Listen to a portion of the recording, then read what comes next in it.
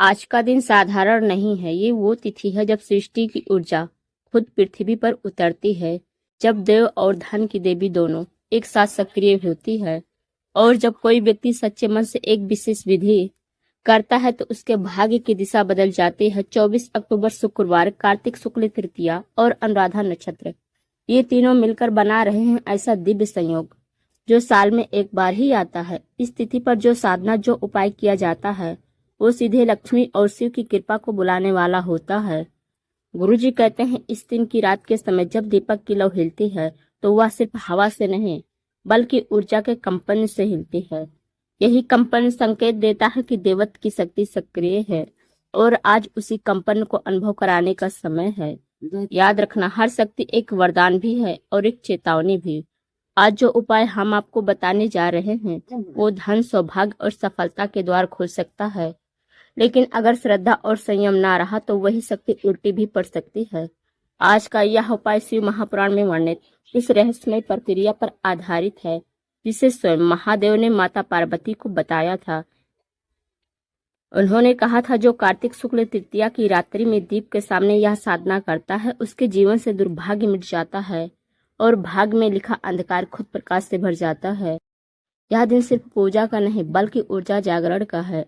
अनुराधा नक्षत्र, जिसकी अधिष्ठात्री देवी मित्रता और निष्ठा की शक्ति देती है, और शुक्रवार, जो स्वयं महालक्ष्मी का प्रिय वार है, जब ये दोनों एक साथ आते हैं तो यह दिन बन जाता है धन सिद्धि और दुर्भाग्य विनाश का दिवस।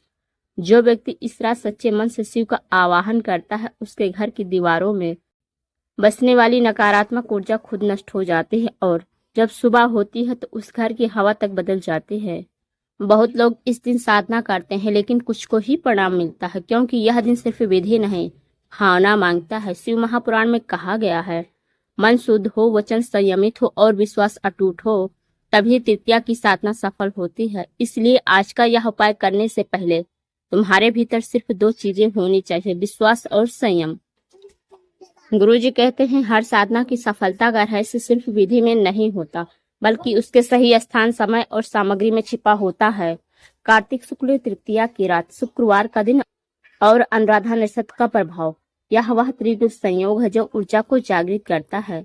इस समय जो साधना की जाती है उसमें देवताओं की उपस्थिति स्वयं होती है। इसलिए इस उपाय का हर तत्व, हर सामग्री सिर्फ वस्तु नहीं बल्कि ऊर्जा का वाहक है। स्थान का चयन, कहाँ करें यह उपाय? स्थान का चयन केवल जगह नहीं बल्कि ऊर्जा का निर्णय है। यदि संभव हो तो यह उपाय घर के उत्तर पूर्व कोने, ईशान कोण में करें, क्योंकि यह दिशा शिव और देवताओं की दिशा मानी गई है। यदि ईशान कोण उपलब्ध ना हो तो पूर्व दिशा की ओर मुख करके बैठें। फर्श पर लाल या सफेद कपड़ा बिछाएं। लाल ऊर्जा का प्रतीक है और सफेद शुद्धता का। सामने पीतल या तांबे की थाली रखें, यही आपका पूजा क्षेत्र होगा। चारों ओर दीपक रखें, उत्तर, दक्षिण, पूरब और पश्चिम, ताकि चारों दिशाओं की ऊर्जा सक्रिय हो जाए। वातावरण में शांति और सुगंध होनी चाहिए। अगरबत्ती, कपूर या चंदन का प्रयोग करें। गुरुजी कहते हैं, जहाँ वातावरण शुद्ध होता है वहाँ देवत्व स्वयं उतर आता है। इसलिए साधना शुरू करने से पहले उस स्थान को दीप की लौ से पवित्र करें। सही समय कब करें यह साधना? गुरुजी कहते हैं, समय वही चुनो जब सृष्टि सो रही हो, क्योंकि तब तुम्हारी प्रार्थना सबसे स्पष्ट सुनाई देती है। यह उपाय रात्रि 10:30 से लेकर 12 बजे के बीच करना सबसे प्रभावशाली है। यही अभिजीत काल का विस्तृत रूप है जब ऊर्जा सबसे प्रबल होती है।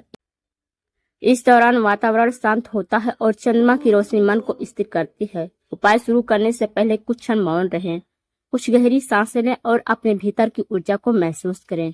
अगर यह उपाय आप पूर्ण श्रद्धा और स्थिरता से इस समय करते हैं तो इसके परिणाम कई गुना बढ़ जाते हैं। यह वही समय है जब शिव स्वयं ध्यान में लीन रहते हैं और जो उन्हें याद करता है उसका स्मरण वे तत्काल सुनते हैं।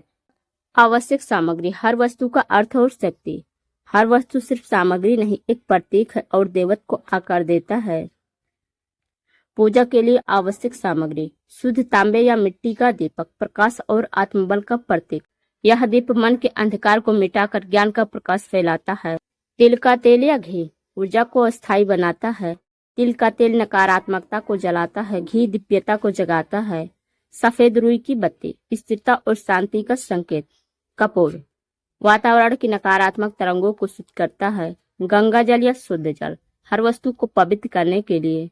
चंदन या भस्म शिव तत्व का प्रतिनिधि। सफेद फूल विशेषतः कनेर, चमेली या बेला पवित्रता और शुद्ध भक्ति के प्रतीक। तुलसी के पत्ते यदि संभव हो लक्ष्मी का प्रिय। चावल अक्षत अस्थायित्व का प्रतीक, क्योंकि जो अन्न देता है वही अस्थायी समृद्धि देता है। काला तिल दुर्भाग्य और पाप कर्मों के नाश का प्रतीक। पंचमेवा या मिठाई खीर गुड़ मिश्री प्रसाद के रूप में, जो समृद्धि और मधुरता लाता है। सफेद कपड़ा शिव की शांति का प्रतीक। लाल पुष्प या लाल कपड़ा धन आकर्षण के लिए। एक छोटा शीशा मन के भीतर झांकने का प्रतीक, जो साधक को अपने ही चेहरे में दिव्यता दिखाता है। धूप बत्ती या अगरबत्ती प्रार्थना को हवा में फैलाने का माध्यम। शिवलिंग या शिव जी की तस्वीर ऊर्जा का केंद्र। कमलगट्टे या गोमती चक्र यदि संभव हो तो धन स्थिरता का प्रतीक। साधना से पहले स्नान करके स्वच्छ वस्त्र पहने, सफेद या हल्के रंग के। भोजन हल्का रखें, पेट भरा ना हो। फोन या किसी व्यवधान से दूर रहें। दीपक जलाने से पहले ओम नमः शिवाय का 11 बार जप करें। मन में एक ही संकल्प लें, हे महादेव आज की साधना से मेरे जीवन का अंधकार मिटा दो। गुरुजी कहते हैं जब साधक दीपक की लौ को निहारते हुए अपने सांसों की गति को स्थिर कर लेता है तो उस क्षण ब्रह्मांड उसके साथ संवाद शुरू कर देता है। बाहर का दीप तभी प्रज्वलित होता है जब भीतर का दीप स्थिर हो। मन शांत रखें, कोई भय या शंका ना हो। किसी भी तरह की जल्दीबाजी ना करें। हर वस्तु को प्रेम और सम्मान से स्पर्श करें। जिस थाली में पूजा कर रहे हैं उसमें एक छोटा दीप केंद्र में रखें और चारों कोनों पर 4 दीप। यह दिशा जागरण कहलाता है। थाली के किनारे पर तिल, चावल और पुष्प तीनों का त्रिकोण बनाएं। यह धन भक्ति और अस्थायित्व का प्रतीक है। गुरुजी कहते हैं हर साधक को एक क्षण ऐसा महसूस होता है जब वातावरण में अचानक शांति छा जाती है। जब दीपक की लौ एकदम स्थिर हो जाए समझो ऊर्जा सक्रिय है। तो लेकिन गुरुजी कहते हैं जब लौ हिलती है लेकिन बुझती नहीं तो समझो कि तुम्हारे घर की नकारात्मकता जल रही है। विधि शुरू करने से पहले आखिरी पल वही होता है जब साधक और शिव एक दूसरे को पहचानते हैं। तीसरी बार गहरी सांस लेकर आंखें बंद करें। मन में यह भाव लाए कि महादेव सामने विराजमान है। अपने जीवन की सारी रुकावटें उस दीप में समर्पित करें। अब समय है विधि के, वो विधि जो पीढ़ियों से छिपी रही और आज तुम्हारे माध्यम से जीवंत होने जा रही है। जिसने इस विधि को श्रद्धा से किया उसका दुर्भाग्य खुद उसके घर से विदा हो गया। अब वह क्षण आ गया है जब तुम्हारी साधना, तुम्हारा विश्वास और तुम्हारा भाग्य तीनों एक साथ जागने वाले हैं। उपाय करने की विधि। प्रारंभिक आवाहन, ऊर्जा का आमंत्रण। दीपक के पास बैठ जाएं। पूर्व या उत्तर दिशा की ओर मुख रखें। अपने सामने शिवलिंग या शिव जी की तस्वीर रखें। दोनों हाथ जोड़कर 3 बार गहरी सांस लें। हर सांस के साथ कल्पना करें कि ब्रह्मांड की दिव्य ऊर्जा आपके भीतर उतर रही है। अब मन में संकल्प लें, हे महादेव कार्तिक शुक्ल तृतीया की इस पवित्र रात में मैं आपके समक्ष अपने जीवन की अंधकारमय राहों को प्रकाश में बदलने का संकल्प लेता हूँ। गुरु जी कहते हैं जब साधक संकल्प बोलता है तब सृष्टि की तरंगे उसी क्षण से उसके पक्ष में काम करना शुरू कर देती है। शरण दो दीप प्रज्वलन। ज्योति में जीवन का आवाहन। अब शुद्ध तिल के तेल या घी से दीपक जलाएं। दीपक जलाते समय मन में कहें, यह दीप मेरी आत्मा का प्रकाश बने, मेरे घर, मेरे मन और मेरे भाग्य से अंधकार दूर करे। दीपक की लौ को ध्यान से देखें, कुछ क्षण मौन रहे। जब लौ स्थिर हो जाए तब समझिए कि ऊर्जा स्वीकार हो गई है। जैसे लौ स्थिर होती है वैसे ही तुम्हारा मन स्थिर हो रहा है। अब वही स्थिरता तुम्हारे जीवन का संतुलन बनेगी। शरण 3 मंत्र जब शिव और लक्ष्मी दोनों की कृपा का संगम। अब दोनों शक्तियों का आवाहन करें, शिव और लक्ष्मी। यह द्वैत का संयोग है जहाँ एक विनाश का प्रतीक है नकारात्मकता का अंत और दूसरी सृजन की देवी है धन, सौभाग्य और समृद्धि। पहले जपे शिव मंत्र ओम नमः शिवाय 108 बार। हर बार जपते हुए दीपक की लौ को देखें। कल्पना करें कि लौ तुम्हारे भीतर की सारी अशुद्धता को जला रही है। फिर जपे लक्ष्मी मंत्र ओम श्री महालक्ष्मी नमः 51 बार। यह मंत्र धन के प्रवाह को सक्रिय करता है। जब यह मंत्र जपा जाता है तो घर की दिशा दिशा में सकारात्मक कंपन फैलता है। गुरु जी कहते हैं शिव का मंत्र आत्मा को शुद्ध करता है और लक्ष्मी का मंत्र जीवन को समृद्ध करता है। अब दोनों एक साथ जपे जाएं, तब साधक के चारों ओर आदि सुरक्षा कवच बन जाता है। चरण 4, दीपक के सामने तिल अर्पण, दुर्भाग्य दहन की क्रिया। अब दीपक के पास रखे काले तिल को दोनों हाथों में लें। अब आंखें बंद करें और धीरे से कहें, हे महादेव, ये तिल मेरे जीवन के सारे दोष, दुर्भाग्य और बाधाओं का प्रतीक है। इन्हें आपकी अग्नि में समर्पित करता हूँ। अब धीरे धीरे कुछ तिल दीपक की लौ के आसपास डालें। ध्यान रखें, लौ बुझे नहीं। यह प्रतीक है कि आपकी परेशानी जल रही है, पर आपके जीवन की ज्योति आबादित है। अब जो धुआं उठ रहा है वह तुम्हारी पीड़ा, तुम्हारा भय और तुम्हारे असफल कर्मों का दहन है। इसे महसूस करो, इसे जाने दो। चरण 5, पुष्प और जल अर्पण, आभार और स्वीकार का संकेत। अब एक एक करके सफेद फूल शिव को अर्पित करें। प्रत्येक फूल अर्पित करते हुए कहें, हे महादेव, यह फूल मेरे जीवन की एक इच्छा है, इसे अपनी कृपा से पूर्ण करो।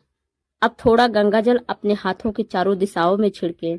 यह नकारात्मक ऊर्जा को नष्ट कर वातावरण को शुद्ध करता है। गुरुजी कहते हैं, जब साधक अपने घर के चारों दिशाओं में गंगा जल छिड़कता है तो उसकी सीमाएं दिव्यता की दीवारें बन जाती है। चरण 6, शीशे की साधना, स्वयं से संवाद। अब उस छोटे शीशे को सामने रखें। दीपक की लौ उसमें झलकती दिखेगी। धीरे से उस शीशे में खुद की आंखों में देखें। यह तुम नहीं, यह तुम्हारा कर्म, तुम्हारी आत्मा और तुम्हारा भविष्य है जो तुम्हें देख रहा है। अब मन में कहें, अब मैं दुर्भाग्य का शिकार नहीं, अब मैं सौभाग्य का निर्माता हूँ। यह क्षण साधना का सबसे शक्तिशाली भाग है। यह संपर्क का क्षण है जब तुम्हारी आत्मा और शिव का आशीर्वाद एक हो जाते हैं। गुरुजी कहते हैं, जब कोई साधक अपनी आंखों में दीपक की लौ देखता है तो वह अपने भीतर छिपे ईश्वर का दर्शन करता है। चरण 7, ध्यान का क्षण, मौन में संवाद।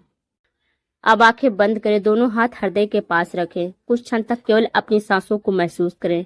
कल्पना करें कि दीपक की लौ अब आपके भीतर जल रही है। हर सांस के साथ रोशनी भीतर जा रही है, हर श्वास के साथ अंधकार बाहर निकल रहा है। लगभग 11 मिनट तक यह ध्यान करें। इस दौरान कुछ ना बोलें, कुछ ना सोचें, बस वही प्रकाश महसूस करें जो अब तुम्हारा हिस्सा बन चुका है। अब तुम ब्रह्मांड से जुड़े हो। अब तुम्हारा हर विचार एक आदेश है और ब्रह्मांड अब तुम्हारी बात सुनने के लिए तत्पर है। चरण 8, साधना का समापन, आभार और आशीर्वाद। अब धीरे से आंखें खोलें, दीपक की लौ को निहारें और 3 बार नमस्कार करें। अपने दोनों हाथों से थोड़ी सी भस्म लेकर मस्तक पर लगाएं और फिर धीरे से कहें, हे महादेव, यह लौ अब मेरे भीतर जले जब तक मैं जीवित हूँ। मेरा मन प्रकाश में डूबा रहे और मेरा घर समृद्धि से भरा रहे। अब दीपक को बुझाना नहीं है, उसे अपने आप शांत होने दें, क्योंकि यह लौ जब खुद बुझेगी तब संकेत होगा कि साधना पूरी तरह स्वीकार हो चुकी है। चरण 9, प्रसाद वितरण और घर में ऊर्जा प्रवाह। अब जो प्रसाद आपने रखा था, खीरी, मिश्री या पंचमेवा, उसे पहले दीपक के पास रखें। फिर घर के सभी सदस्यों को खिलाएं। घर के द्वार पर थोड़ी सी भस्म और जल छिड़क दें। यह धन आगमन का मार्ग शुद्ध करता है। अगले दिन सुबह उसी दीपक के अवशेष, तेल और बत्ती को किसी पीपल या बेल वृक्ष की जड़ में प्रवाहित करें। गुरुजी कहते हैं, जब दीपक का तेल धरती में मिलता है तब धरती उस व्यक्ति के लिए धन का द्वार खोल देती है। अब जब तुम यह विधि पूरी कर चुके हो तो तुम्हारा जीवन पहले जैसा नहीं रहेगा, क्योंकि अब तुम्हारे भीतर वह ऊर्जा जाग चुकी है जो दुर्भाग्य को छू भी नहीं सकती। याद रखना, साधना का अर्थ सिर्फ पूजा नहीं होता, यह आत्मा का जागरण है, और जो एक बार जाग गया उसे कोई अंधकार रोक नहीं सकता।